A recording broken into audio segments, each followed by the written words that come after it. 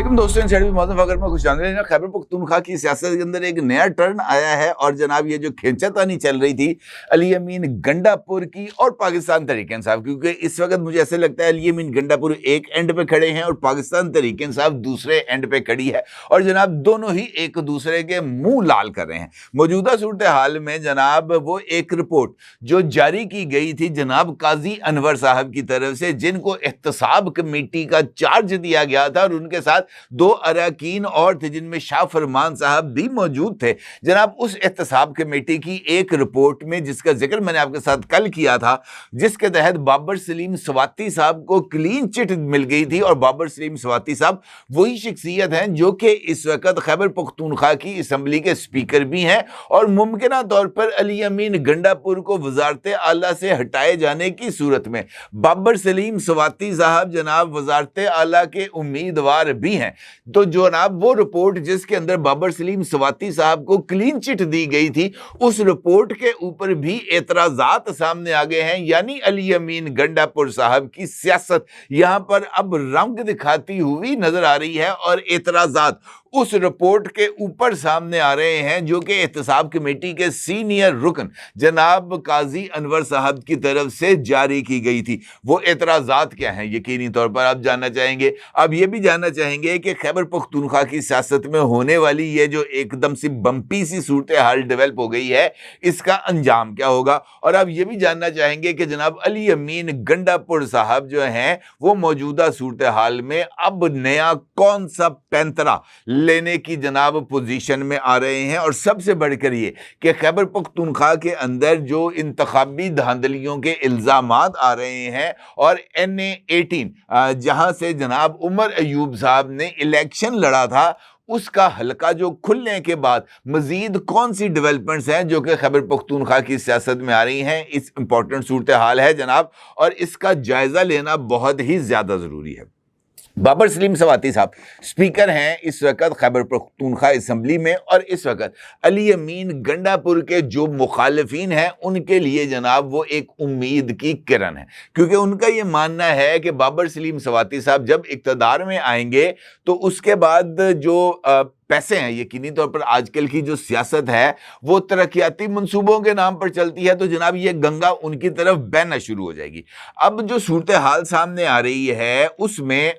आजम स्वाति साहब ने इमरान खान के साथ मुलाकात के बाद इस बात का इजहार किया था कि इमरान खान ने बाबर सलीम स्वाति से ओहदा वापस लेने और उनको पार्टी से निकालने का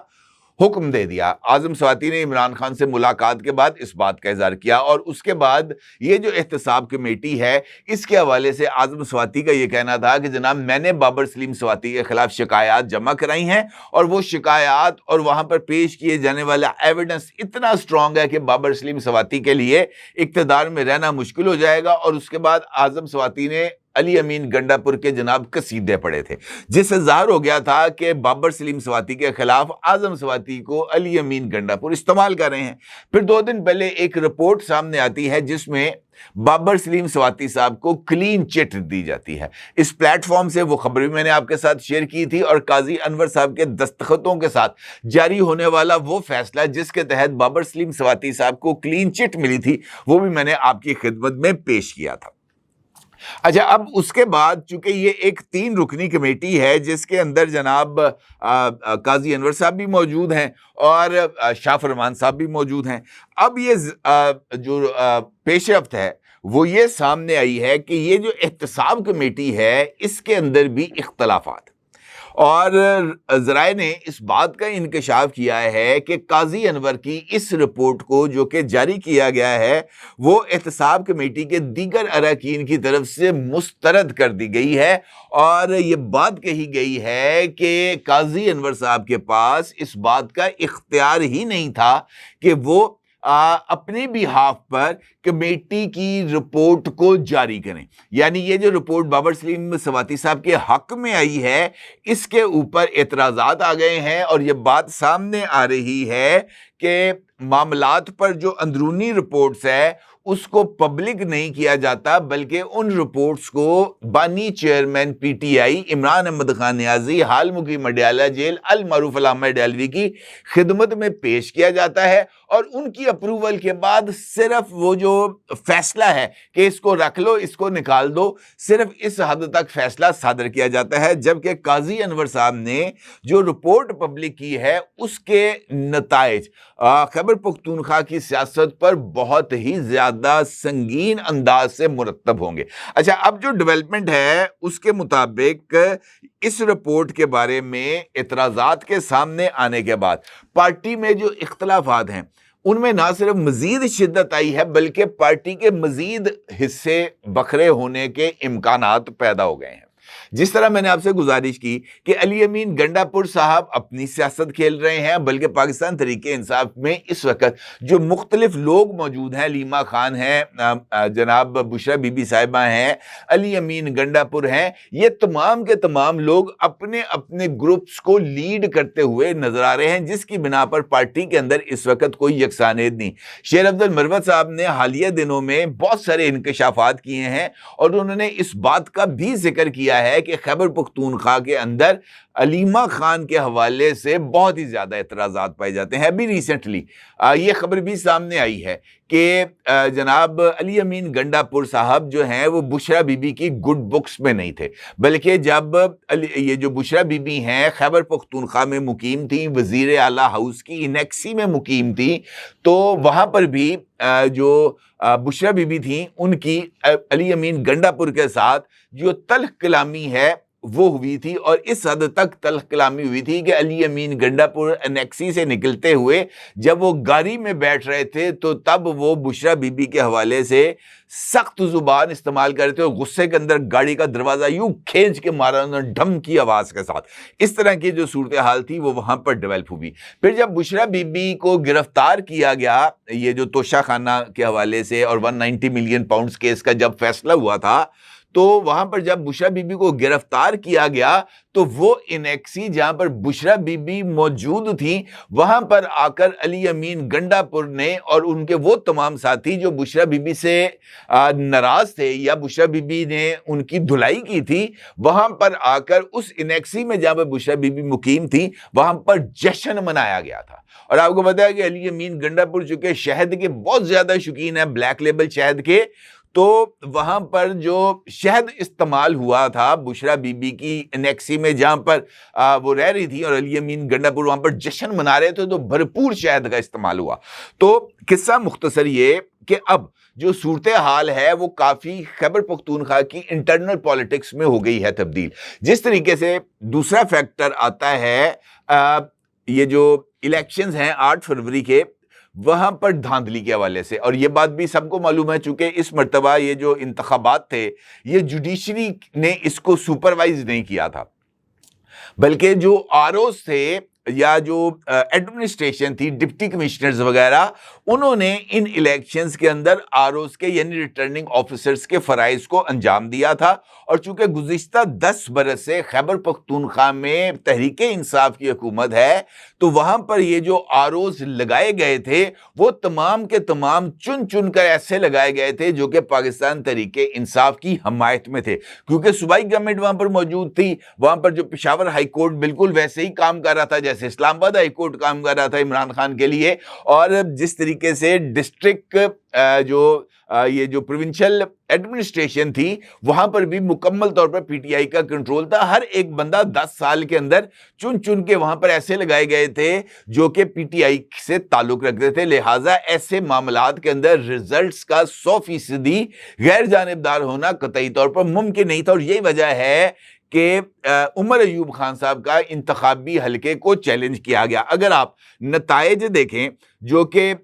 یہ جو ہیں عمر ایوب خان صاحب ان کے حلقے کے سامنے آئے، وہاں پر جیتنے والے اور ہارنے والے امیدوار کے ووٹس کے اندر فرق بہت حد تک نمایاں ہے۔ عمر ایوب صاحب نے 1,92,948 ووٹ لیے، جبکہ وہاں پر مسلم لیگ نون کے بابر نواز خان صاحب نے 1,12,390 ووٹس حاصل کیے تھے۔ اور اس کے باوجود बाबर नवाज खान साहब ने, चूंकि मार्जिन भी काफी ज्यादा था, इसके बावजूद उन्होंने उमर अयूब खान साहब के नताइज को चैलेंज किया और सबूत के तौर पर ऐसे वोट्स को पेश किया जिनके ऊपर नंबर्स ही नहीं लगे हुए थे, यानी वो वाले वोट्स थे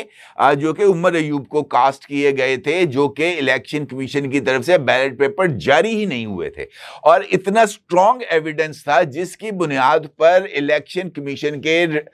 ने इस हलके के अंदर रीकाउंट का वोट का जो है वो उन्होंने फैसला किया था, और इस फैसले को चैलेंज किया था उमर अयूब ने, और फिर उसके ऊपर स्टे ले लिया था। ज़राए ने इस बात का इंकिशाफ किया है कि खैबर पख्तूनख्वा में 12 कौमी असम्बली के हलकों के साथ साथ तकरीबन 26 या 27 ऐसे सूबाई हलके हैं जहां के इंतखाबी नताइज निहायत ही मशकूक हैं। खास तौर पर ये जो हलके जिनका मैंने आपके साथ जिक्र किया है, 12 सूबाई हलके, ये वो हलके हैं जहां से तकरीबन 7 हलकों में JUI के उम्मीदवारान ने सबकत हासिल कर रहे थे